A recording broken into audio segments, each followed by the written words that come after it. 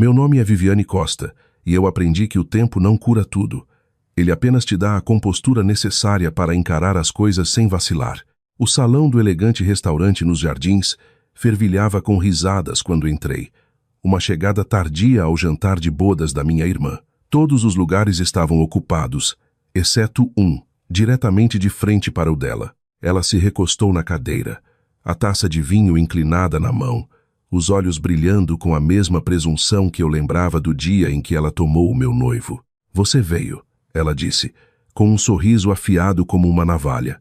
Sozinha, pelo visto. Eu não respondi.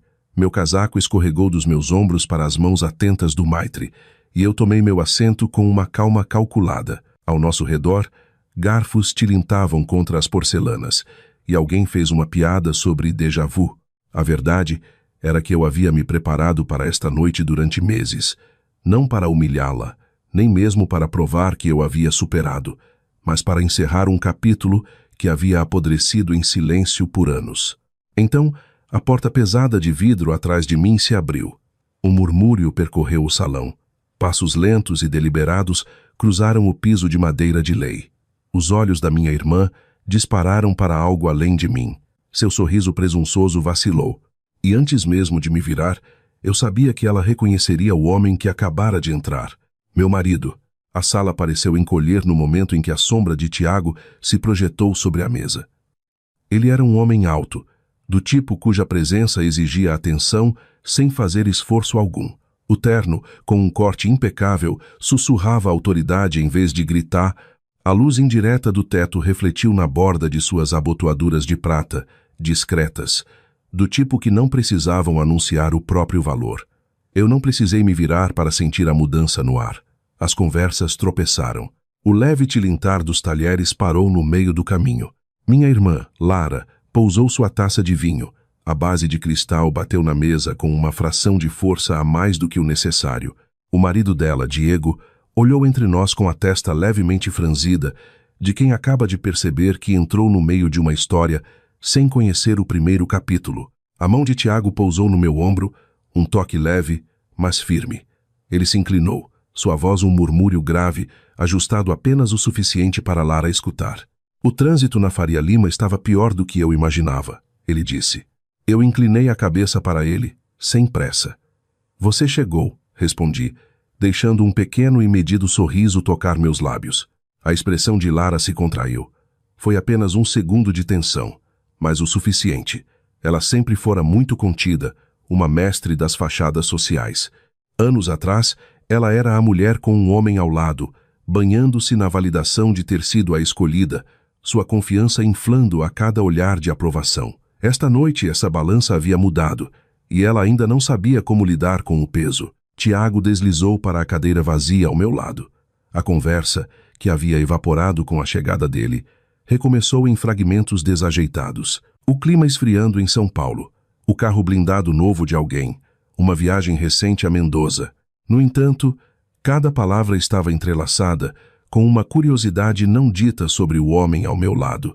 Eu deixei que eles se perguntassem. Era estranho estar sentada ali, no mesmo restaurante onde Lara havia brindado, anos antes, o seu noivado com o homem que deveria ter sido meu.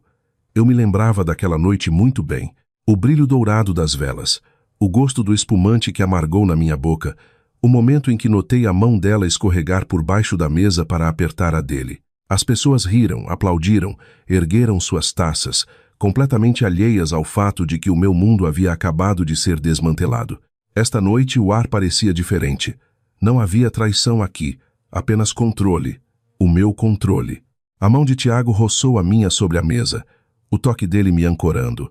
A aliança de ouro no meu dedo capturou a luz, sutil, mas inconfundível. O olhar de Lara caiu sobre ela, e depois voltou rapidamente para o meu rosto. Seus lábios se separaram levemente, como se fosse falar, e então se fecharam novamente. Diego, ainda alheio à correnteza oculta, inclinou-se para a frente. Então, Tiago, o que você faz? A resposta de Tiago foi simples. Consultoria. Nada mais. Sem cargos suntuosos, sem explicações, apenas o suficiente para manter o mistério intacto. Eu sabia que o trabalho dele não poderia ser facilmente explicado durante um jantar sem atrair muita atenção. e por enquanto eu preferia que Lara continuasse no escuro. O garçom apareceu com os cardápios, oferecendo uma pausa bem-vinda. Fiz meu pedido com precisão silenciosa, e Tiago seguiu, sem hesitar. Lara hesitou, seus olhos varrendo a página, embora eu soubesse que ela a havia decorado anos atrás. Era um detalhe pequeno, mas revelador. Seu primeiro sinal real de incerteza. Quando o garçom saiu, Tiago se inclinou para mim. "Tudo bem com você?" Ele perguntou suavemente. "Perfeitamente." Eu balancei a cabeça. Meu olhar permaneceu fixo em Lara enquanto eu dizia isso. Ela soltou uma risada rápida e quebradiça, alta o suficiente para a mesa ouvir. "Bem, isso é inesperado," ela disse, girando o vinho na taça. "Como assim?" perguntei, com um tom quase curioso. Os olhos dela dispararam entre nós. "Eu só não achei que estaríamos todos aqui. Assim." "Ah," eu disse levemente, erguendo minha taça de água. "A vida é cheia de surpresas." As palavras pairaram no ar por um momento.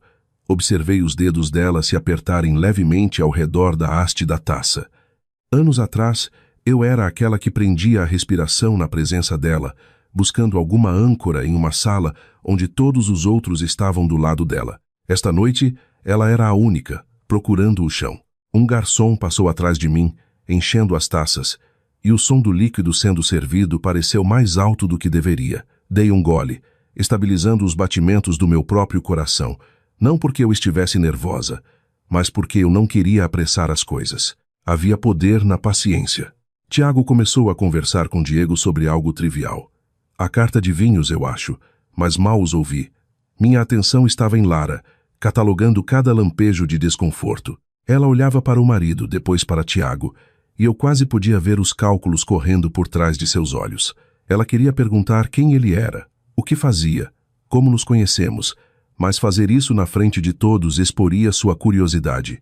E Lara nunca gostou de dar a ninguém a satisfação de saber que ela não tinha todas as respostas. Recostei-me levemente, deixando meus ombros relaxarem e meu sorriso fluir. Pequeno, mas intencional. Aquilo não era sobre vingança, não exatamente. Era sobre recuperar a parte de mim mesma que ela havia roubado sem pedir desculpas. E a julgar pelo leve tremor na mão dela, ao alcançar o vinho, eu já estava na metade do caminho. O sabor do pão italiano na mesa estava levemente amargo, embora eu soubesse que não era a comida.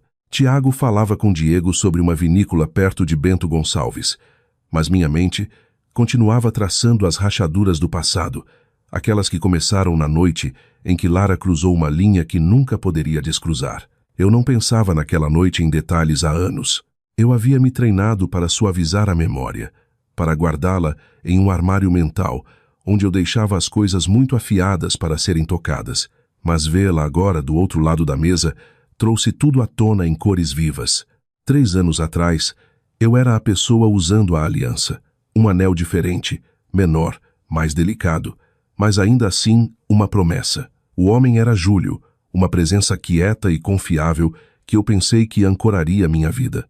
Lara parecia emocionada por mim, sua risada fácil e brilhante, do jeito que sempre era quando ela estava no centro das atenções de alguém. Eu deveria ter visto os sinais. A maneira como o olhar dela se demorava nele tempo demais, o jeito que ela se inclinava quando falava com ele, a mão dela esbarrando no braço dele como se fosse por acidente. Naquela época, eu dizia a mim mesma que não era nada. Irmãs têm o direito de serem próximas. Foi o que eu pensei até a noite em que ela anunciou o noivado deles, meses depois, sem aviso prévio, sem pedidos de desculpa. Ela me mandou uma única mensagem de WhatsApp naquela manhã. Jantar hoje. Não se atrase. O restaurante estava cheio, o ar aquecido pela luz das velas e pelo murmúrio das conversas. Eu entrei esperando um jantar em família, talvez uma comemoração de aniversário atrasada. Em vez disso, eu os vi na cabeceira da mesa, a mão dela descansando sobre a dele como se pertencesse àquele lugar. O sorriso que ela me deu foi cortante, quase me desafiando a reagir. Eu não reagi, não naquela hora.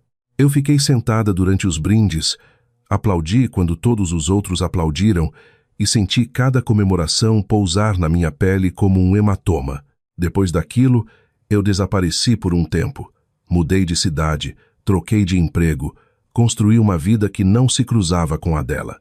Ela entrava em contato ocasionalmente, aniversários, festas de fim de ano, mas era sempre protocolar, como se fosse para lembrar a si mesma que ainda controlava a narrativa. Ela não sabia sobre Tiago.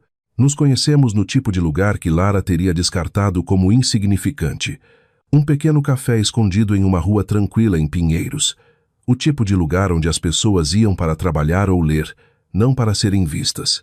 Ele estava sentado perto da janela, laptop aberto, o olhar se desviando ocasionalmente para o mundo lá fora. Eu o notei porque ele não estava atuando para ninguém. Nossa primeira conversa foi sobre café, de todas as coisas possíveis. Ele perguntou se a torra da casa era boa. Eu disse a ele que dependia se ele gostava que suas manhãs tivessem gosto de fumaça ou de terra. Ele sorriu, lento e divertido, e eu senti algo mudar. Tiago não precisava falar sobre si mesmo, o que me fez querer saber mais. Levou semanas até eu descobrir que ele era consultor, do tipo que cruzava fusos horários para resolver problemas que ninguém mais conseguia consertar. Havia uma firmeza nele, um tipo de autoridade silenciosa que atraía as pessoas. Quando ele me convidou para jantar, percebi que havia parado de pensar no passado em termos de perda. Era apenas um capítulo encerrado. Ou assim eu pensava. Esta noite, observando Lara do outro lado da mesa, eu pude ver o momento em que o reconhecimento a atingiu, não de Tiago em si, mas do fato de que ele não se encaixava em nenhuma de suas categorias. Ele não era do nosso círculo social de São Paulo, e ainda assim se portava como alguém que poderia ser o dono daquilo tudo. Isso a perturbava. A comida chegou. Salmão para mim, cordeiro para Tiago. Algo elaborado e empratado como uma obra de arte para Lara. Peguei meu garfo, mas meu apetite era secundário diante da satisfação de observar ela tentar decifrar Elo. Então, como vocês dois se conheceram? Ela perguntou finalmente, o tom leve, mas afiado. Tiago olhou para mim, deixando-me decidir o quanto revelar. Na cidade, eu disse simplesmente, não foi planejado. Isso é vago, ela retrucou, dando uma mordida sem olhar para mim. Eu sorri. Algumas coisas não precisam de enfeites. Os olhos dela dispararam para Tiago novamente. E que tipo de consultoria é essa que te mantém trabalhando até tarde? Vários tipos? Cada situação é única, Tiago disse, a voz serena. Não era uma resposta, não de verdade, mas a deixou sem nada para trabalhar. Ela odiava isso. Diego interveio com uma história sobre uma viagem que eles haviam feito a Fernando de Noronha. E por um tempo, a atenção recuou para o ruído de fundo de talheres batendo e conversas murmuradas. Mas eu a peguei nos observando quando ela achava que eu não estava olhando. O olhar dela, alternando entre a minha mão, descansando levemente sobre a de Tiago, e a calma atenção dele focada em mim sempre que eu falava. Uma vez, anos atrás, eu teria dado qualquer coisa pela aprovação dela, para que ela me visse como alguém digna de ser invejada. Agora eu percebia que não precisava disso. O fato de ela estar perturbada já era o suficiente. Dei mais uma mordida no salmão, saboreando não o gosto, mas a vitória silenciosa que aquilo simbolizava. Aquilo não era sobre exibir Tiago ou a vida que eu havia construído sem ela. Era sobre o equilíbrio ser restaurado. E pela maneira como ela continuava me olhando, eu sabia que ela também sentia isso. A risada de Lara soou pela mesa, um pouco alta demais para a piada sem graça que Diego havia feito. Era o tipo de risada que ela usava quando queria lembrar a todos que era o centro de gravidade, mas os olhos dela continuavam vagando de volta para Tiago, afiados e calculistas, como se pudesse forçar uma resposta dele sem fazer a pergunta certa. Servi a mim mesma um pouco de água, deixando o frescor acalmar o leve calor no meu peito.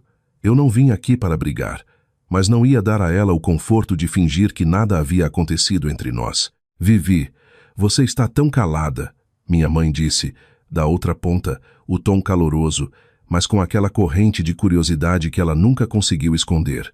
Você costuma ter tantas coisas para contar. Estou só ouvindo, respondi, dando-lhe um sorriso. É interessante observar a dinâmica por aqui. Diego riu, mas o garfo de Lara parou por uma fração de segundo antes de se mover novamente. O garçom veio recolher os pratos e Tiago se inclinou levemente na minha direção. o ombro roçando no meu, um toque pequeno e natural que atraiu o olhar de Lara como um imã. Então, ela começou, inclinando a cabeça daquele jeito ensaiado. Tiago, de onde você disse que era? Não disse, ele respondeu, educado mas firme. Mas cresci no litoral. As sobrancelhas dela se ergueram o suficiente para sugerir que ela não estava satisfeita. Garoto de praia, deve ser bom. Vocês viajaram muito antes de se conhecerem? Os olhos de Tiago encontraram os dela diretamente. A expressão dele indecifrável. Nós temos viajado bastante desde que estamos juntos. A resposta pousou entre eles como uma pedra atirada na água, formando ondulações ao redor.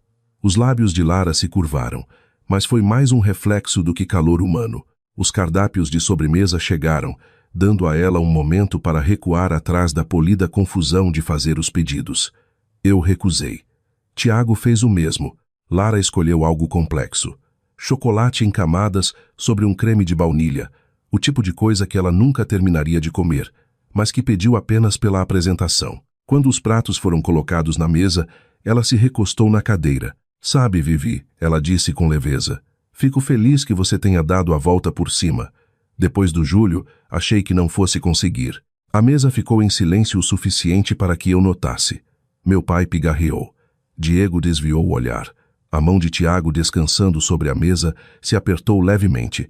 Eu fiz mais do que dar a volta por cima, eu disse com a voz equilibrada. Eu construí algo que vale a pena manter.